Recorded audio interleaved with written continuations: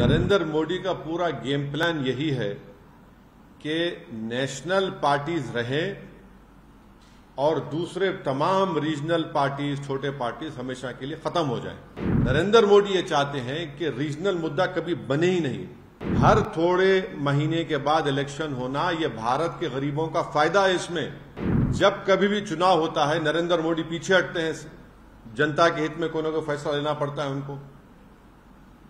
चाहे पेट्रोल की कीमतें कम हो जाती हैं, कुछ ना कुछ उनको किसानों को देना पड़ता है। ये इलेक्शन होना जरूरी है क्योंकि जो भी सरकार होगी वो हमेशा अपने खड़े भी रहेगी जनता की खिदमत के लिए।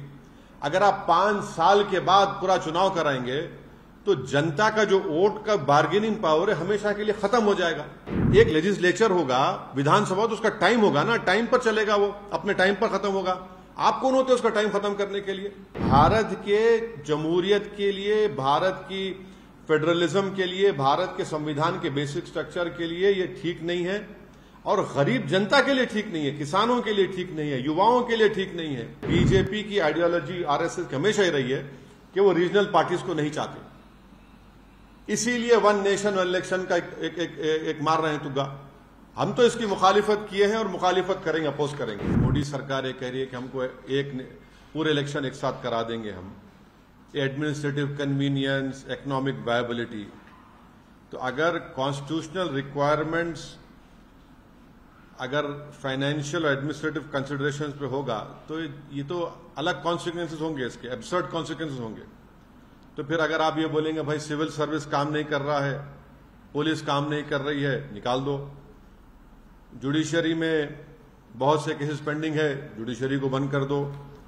तो ये ऐसा नहीं हो सकता है। इसीलिए ये जो वन नेशन वन इलेक्शन की बात नरेंद्र मोदी 2019 से कर रहे हैं, 2019 में जब उनको दोबारा कामयाबी मिली तो उस वक्त ऑल पार्टी मीटिंग हुई थी पार्लियामेंट की, लोकसभा की लाइब्रेरी में।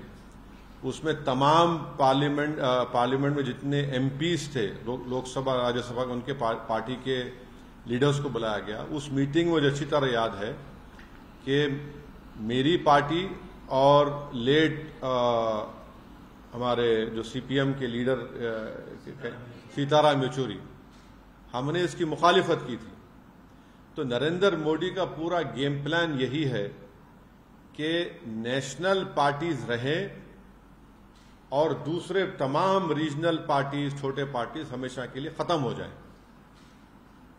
आप देखिए कि अगर नेशनल इलेक्शन होगा तो मुद्दा नेशनल होगा, रीजनल इलेक्शन होगा असेंबली का, विधानसभा का, तो रीजनल मुद्दा होगा।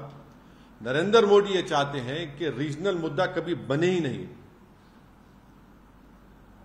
इलेक्शन होगा, अगर हैदराबाद पार्लियामेंट का इलेक्शन होगा तो जाहिर है दिल्ली में जो भी जीत कर जाएगा क्या करेगा।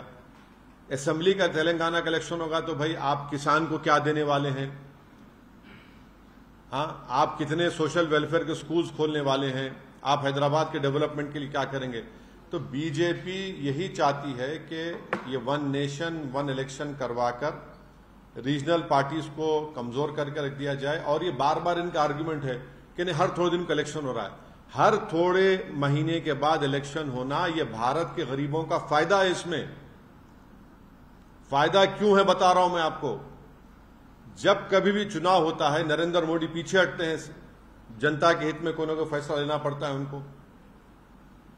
चाहे पेट्रोल की कीमतें कम हो जाती हैं, कुछ ना कुछ उनको किसानों को देना पड़ता है। तो ये इलेक्शन होना जरूरी है क्योंकि जो भी सरकार होगी वो हमेशा अपने खड़े भी रहेगी जनता की खिदमत के लिए। अगर आप 5 साल के बाद पूरा चुनाव कराएंगे तो जनता का जो वोट का बार्गेनिंग पावर है हमेशा के लिए खत्म हो जाएगा। अब हरियाणा को चुनाव हो रहा है, महाराष्ट्र को चुनाव हो रहा है। नरेंद्र मोदी ने कितने मर्तबा जाकर महाराष्ट्र में इनॉग्रेशन किया बताइए, कितने मर्तबा जाकर ये डेवलपमेंट वो डेवलपमेंट का काम मैं कर रहा हूं, फाउंडेशन डाल रहा हूं। तो इससे भारत के गरीब मतदानों का, स्टेट्स का बहुत बड़ा नुकसान होगा और कॉन्स्टिट्यूशन का बेसिक स्ट्रक्चर का हिस्सा है। अब एक लेजिस्लेचर का एक टाइम है। अब तेलंगाना का इलेक्शन होगा 28 में, पार्लियामेंट का इलेक्शन होगा 29 में, अब महाराष्ट्र का इलेक्शन होगा अभी नवंबर में, 5 साल के बाद होगा। 29 में होगा, बिहार का इलेक्शन होगा, बाद में होगा। आप कैसे सबको उसका टाइम कैसे खत्म करेंगे? आप होते कौन है टाइम खत्म करने वाले?